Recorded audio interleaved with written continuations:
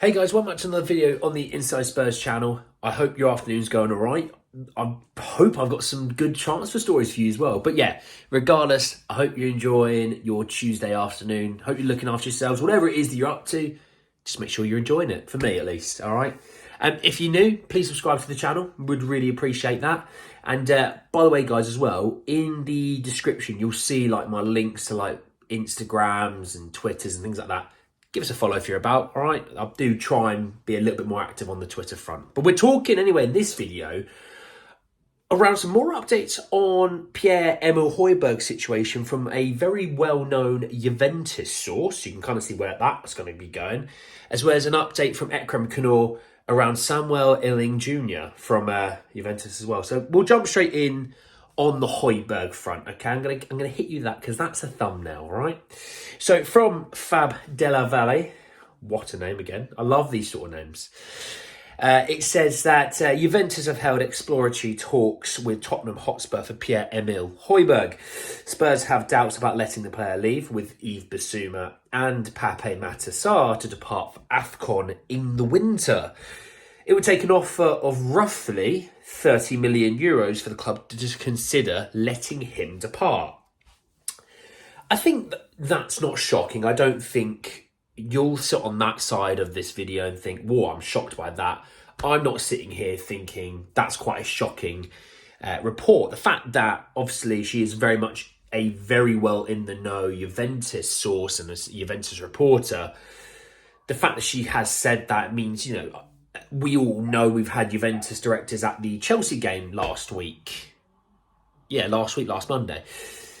We know that Højbjerg is of interest to Juventus. He very much suits Juventus in the Serie A. Obviously, Fagioli being suspended till basically the end of the season. Pogba being suspended well past the end of the season. Rabiot probably going on a free at the end of the season. Excuse me. All these things kind of line up to Juventus making a move for a midfielder. Now, 30 million euros, let's call it 25 million pounds. Is that a good price for Højbjerg? I'd say yes. Always dependent on what you are going to do to replace him. It will be one of those that, look, he will move once we've sorted the replacement. We're not going to be letting him go. And then for us to 2 weeks later go, oh, we found the replacement. You're 2 weeks gone. You haven't had Bissouma. You haven't had Pape Matar. You've probably been relying on Skip a little bit too much for everyone's liking. There's a problem. No offense, Skippy. All right, but I want to skip over you. I don't see him moving. I can see the deal maybe being kind of like gentleman handshake agreed for the summer with Juventus, just purely on the fact that yes, they've got all these suspensions. I know Fagioli signed a new contract. I think it was yesterday or is due to. Yes, they're not going to be with Pogba for even longer. Rabiot will be gone in the summer, most likely. So Højbjerg could then slot in there, seamless transition. It wouldn't then affect and disrupt him for the summer tournament coming up as well. Yes, I'm right. The summer tournament coming up for Denmark. It just sort of lends itself to the summer, if I'm honest. It's a difficult one because I think Spurs would like to sell him in January, but then I think Spurs will also look at it and go, but we know we've got a solid pair of hands at, 6 out of 10, at worst, maybe a 5, but normally a 6 to a 7 out of 10 most games. We know what we got there. He's a steady pair of hands. He's not going to lose you games. He's probably not going to win you games, but, he's not going to set you back him playing for 2 or 3 weeks while we're missing the other 2. What I would say is in January, that really puts the pressure then on himself, on Bentancur, and as well as James Maddison. Now, I would expect then, Giovanni Celso to really come into the fold in that situation. Yes, a Skip would probably play a lot more. You might even see some youngsters from the youth team maybe coming through and being on the bench, Not attackers. I know you're all sitting there going, Santiago. No, midfielders. Sit in the world with me right now. Those ones. Johns, for example, right? I just see that being the case. Obviously we might not even have Maddison come January time. He might still not be fit. So Lo Celso would then play, and then you're down to Skip as your backup. lo and behold, the midfield is actually a very weak place. On the face of things, without injuries, it's quite strong, but that shows a serious weakness. Let's talk Samuel Iling-Junior. I don't know why I said that really weirdly. Excuse me. We got two reports of this, okay? So the first one, I did say it was Equifax, but the other one actually came from Mail Sport. And I'm going to start with the Mail Sport because that was the older of the two.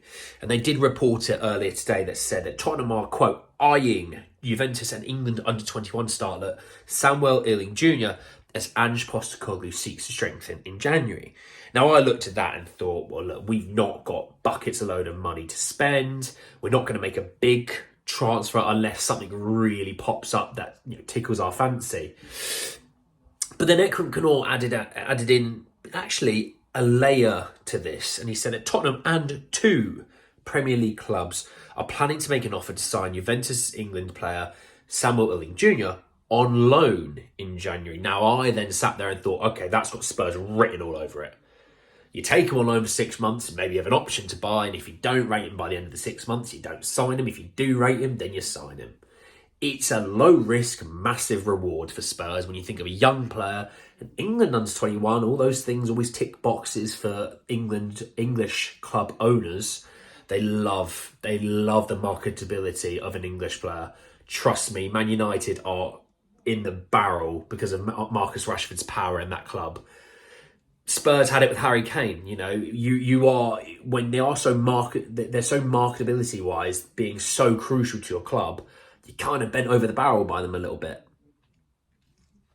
So I like the idea of a loan. I really do, actually. And the more I thought about it, the more I'm coming round to it, because Solomon, I expect actually probably is back towards the end of maybe in January, towards the end of January. So that's not too bad a thing, because obviously he got injured in October. So we might be sort of nearly a month into his recovery.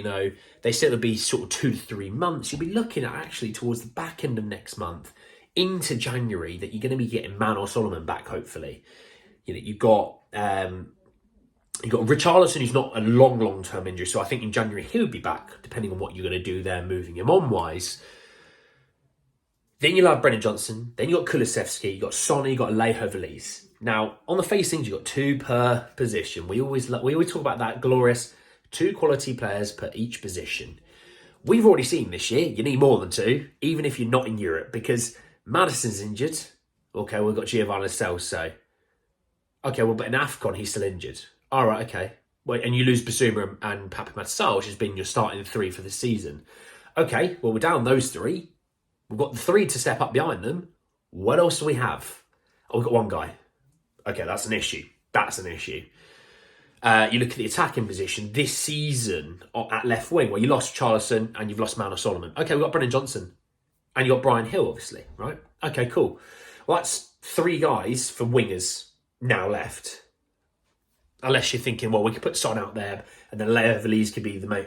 You see what I mean? As much as we got 2, we could probably do with, that spare guy who can float between positions. And obviously with Samuel or Sam or whoever what he might go with, he plays wing, he can play through centre midfields as well. Excuse me. Those things lend itself to being a really important player through his ability to play different positions. And that's what I've always said to you. Versatility, I think, is something we really lack in this squad at times. And I really would love to have a midfielder that can play different positions, or have an attacker that can play all across the front line. Brennan Johnson probably could. Sonny probably could. Maybe not so much the right wing.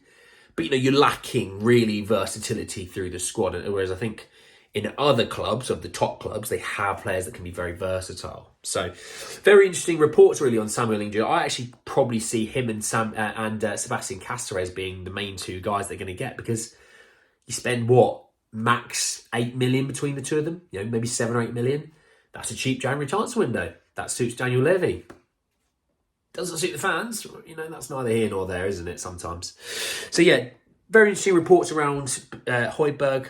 I think Højbjerg only goes if there's a replacement there. I don't even see him moving, to be honest. It creates too much work for, Lang, Scott Mann, even Fabio Paratici, when they kind of knock on Fabio's door, cap in hand, and go, "We need your help, Fabio. We need to get in contact with that person." And Fabio goes, "There's their number. There's their email address. there's their home address, there's their family's names. I know everything about these people. That's why he's still so crucial at the club. But yeah, no, very interesting report. Now, to let you know what we have coming up later on tonight, we do have a very good report around Santiago Jimenez. I know how much we like to talk about him on this channel. You know me. We do have some very interesting quotes around from Fabrizio Romano, as well as some updates around a winger, a very exciting winger as well. So you want to stick around for that. But anyway, guys, that's the end of this video. Hope you did enjoy it. Drop a like if you did. Hit me in the comment section below. Obviously, you got the Samuel Iling-Junior situation. Would you like him? Do you think it's feasible, realistic even, for that loan deal to come around? Obviously, give me an update around Pierre-Emile Højbjerg. Would you take 25 million, and where do you go to replace him if we are to sell him? Subscribe to the channel if you are new. Hit the bell notification for more. But anyway, guys, that's the end of the video. I'll see you all very, very soon. Take care, guys.